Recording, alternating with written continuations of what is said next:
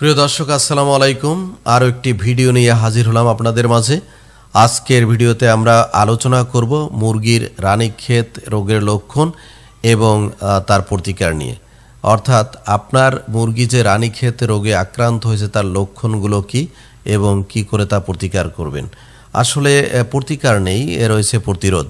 তবে লক্ষণগুলো আমরা নিয়ে আলোচনা করি। যদি আপনার মুরগির মধ্যে এই ধরনের লক্ষণ থাকে তাহলে বুঝবেন যে মুরগি রানীক্ষেত রোগে আক্রান্ত হয়েছে।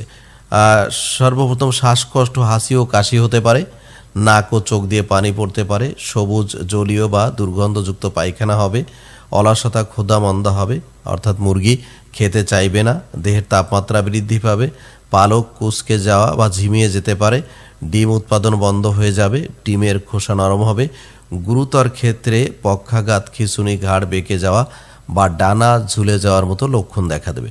তার মানে এই লক্ষণগুলো দেখা দিলে আপনি বুঝবেন যে আমার মুরগি রানীক্ষেত রোগে আক্রান্ত হয়েছে। তবে দুঃখের বিষয়, এই রানীক্ষেত রোগে আক্রান্ত হলে তার কোনো প্রতিকার নেই। অর্থাৎ আমাদেরকে আগেই প্রতিরোধ গ্রহণ করতে হবে যাতে আমাদের মুরগিগুলো রানীক্ষেত রোগে আক্রান্ত হতে না পারে। এর প্রধান কাজ হচ্ছে আপনার টিকা প্রদান করা। সময় মতো টিকা প্রদান করতে হবে। BCRDV টিকা আপনারা দিতে পারেন। এটি 1 থেকে 7 দিনের মধ্যে প্রথম ডোজ এবং 21 দিন বয়সে দ্বিতীয় ডোজ দিতে হবে।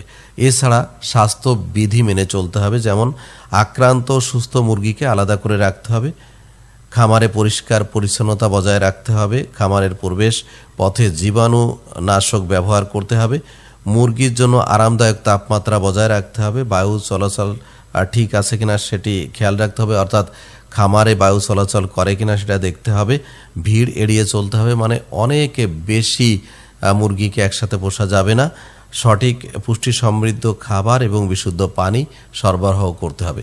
তার মানে রানীক্ষেত রোগের কিন্তু কোনো প্রতিকার নেই, প্রতিরোধ করতে হবে। আশা করছি নিয়মগুলো মেনে চললে আপনার মুরগি সুরক্ষিত থাকবে রানীক্ষেতের আক্রমণ থেকে। সবাইকে ধন্যবাদ।